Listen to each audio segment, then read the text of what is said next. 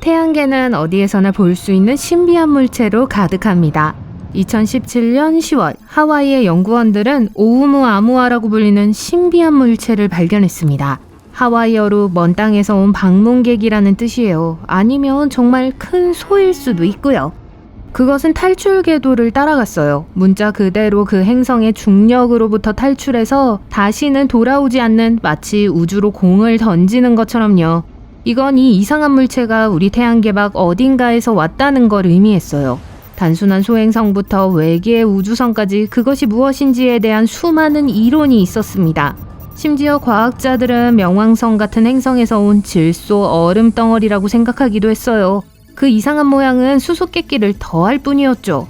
빛 곡선의 큰 변화는 이 물체가 튜브처럼 길쭉하거나 팬케이크처럼 더 평평할 수 있음을 보여줍니다. 오우무아무아는 혜성이나 소행성처럼 행동하지 않았기 때문에 우리가 지금까지 본 것과는 달랐습니다. 혜성은 얼음으로 이루어져 있고 태양 근처를 지나갈 때 밝은 꼬리를 형성하지만 소행성은 기본적으로 바위에 불과하며 꼬리를 형성하지 않아요. 오우무아무아는 꼬리가 없고 저처럼 가스를 방출하지도 않지만 평범한 암석도 아니에요. 표면은 광택이 나는 금속처럼 매우 반짝입니다. 태양을 지나갈 때는 마치 로켓을 단 것처럼 속도가 빨라졌어요. 오우무아무아가 갑자기 속도를 높인 것은 태양의 중력 때문이 아니었습니다. 과학자들은 그 원인이 무엇인지 확신하지 못해요. 그렇다면 도대체 무엇이었을까요? 수년간의 연구 끝에 과학자들은 오우무아무아가 표면에 얼어붙은 수소가 있는 혜성일 가능성이 높다고 생각합니다. 이 수소가 햇빛과 반응해서 혜성의 속도를 높이고 경로를 바꾼 것으로 추정돼요. 오우무아무아는 오랜 시간 동안 엄청난 양의 우주광선에 노출되어 수소를 모두 얻었을 가능성이 높습니다. 그래서 혜성의 색깔도 붉은색을 띠게 되었죠. 오우무아무아는 충돌과 이동이 항상 일어나는 젊고 혼란스러운 태양계에서 온 방문자였어요. 이러한 태양계는 종종 많은 작은 물체를 던져버려요. 목성과 같이 중력이 엄청나게 강해서 거대한 물체를 우주 공간으로 던져버릴 수 있는 행성에 의해 밀려났을 수도 있습니다. 혜성에서도 같은 일이 자주 일어나요. 오우무아무아는 이미 태양계를 떠났지만 비슷한 천체가 1년에 한 번 정도 우리를 방문하기도 해요. 이 신비한 손님에 대해 더 자세히 알아보기 위해 천문학자들은 탐사선을 보내 오우무아무아를 추적할 계획이에요.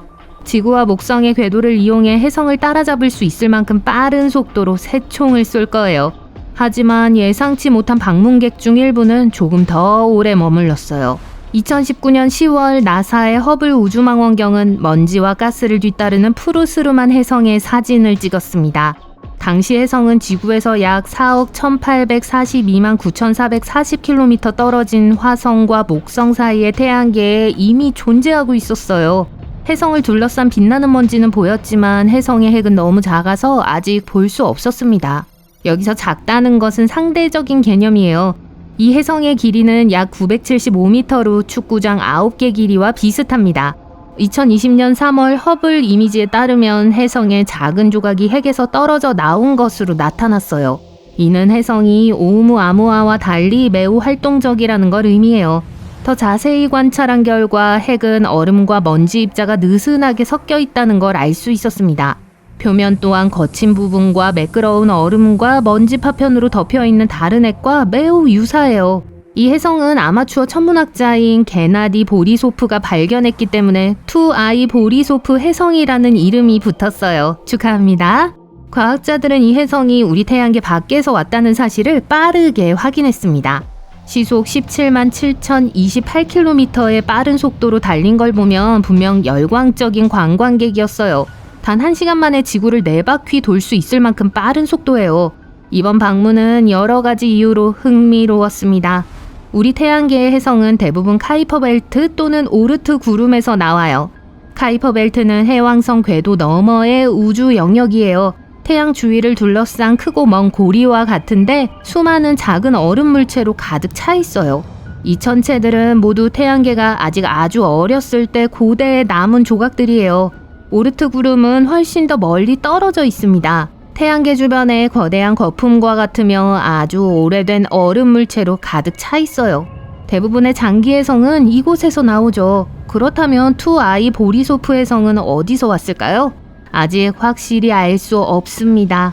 과학자들은 우리 태양계보다 젊거나 오래된 다른 항성계에서 형성되었을 가능성이 높다고 말해요. 세 번째 옵션인 나사가 있다면 이상할 것 같네요. 어쨌든 오umu아무아처럼 고향 항성계에서 쫓겨났을 수도 있습니다. 해성 2I 보리소프는 너무 작아서 자체 대기를 유지하지 못하지만 태양에 접근하면서 혼수 상태에 빠졌습니다. 코마는 해성의 핵을 둘러싸고 있는 가스와 먼지로 이루어진 아름답게 빛나는 구름의 재미있는 이름이에요. 태양의 열로 인해 해성의 얼음이 기화되어 먼지와 가스가 우주로 방출될 때 형성돼요.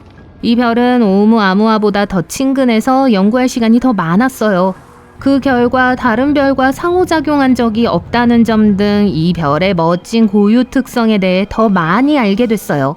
하지만 안타깝게도 보리소프도 떠나야 했습니다. 이제 보리소프는 다시 성간 우주로 돌아가는 길을 가고 있어요. 하지만 앞으로 더 많은 방문객이 올 거고 여러분도 이 이야기를 들어보셨을 거예요.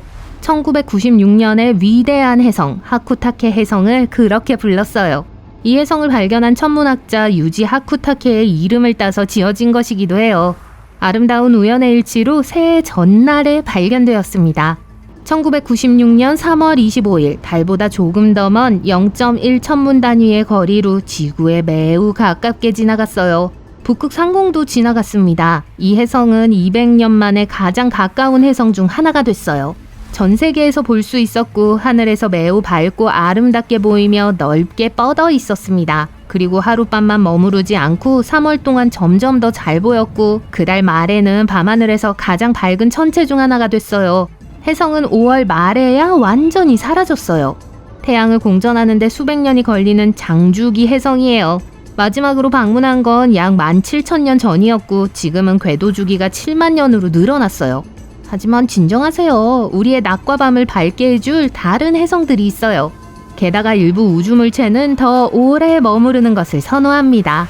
여러 음절로 이루어진 이름을 가진 소행성이 있는데 발음하는 건 제 능력 밖의 일이에요. 하와이어로 이 이름은 목성의 장난꾸러기라는 뜻입니다. 다행히도 과학자들이 자비를 베풀어 비제드라는 이름을 지어줬어요.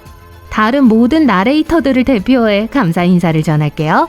직경이 약 2.9km에 불과한 작은 소행성입니다. 이름에서 목성과 궤도를 공유한다는 걸 짐작할 수 있죠. 하지만 이 소행성은 역행 궤도라고 알려진 반대 방향으로 움직인다는 흥미로운 점이 있습니다. 이 특이한 소행성은 2014년 11월에 발견됐어요. 약 11년 8개월 동안 태양 궤도를 돌며 때로는 목성 궤도 안팎을 통과합니다. 적어도 100만 년 동안 이런 식으로 움직여왔고 앞으로도 100만 년 정도 더 그럴 거예요. 그런데 왜 그렇게 비정상적으로 움직일까요? 비제드는 사실 성간 이민자일지도 몰라요. 아마도 약 45억 년 전 태양이 막 형성될 무렵에 우리 태양계를 지나갔을 거예요. 그 후 중력에 의해 붙잡혔지만 반대 궤도를 유지한 거죠. 아니면 오르트 구름에서 왔을 수도 있습니다.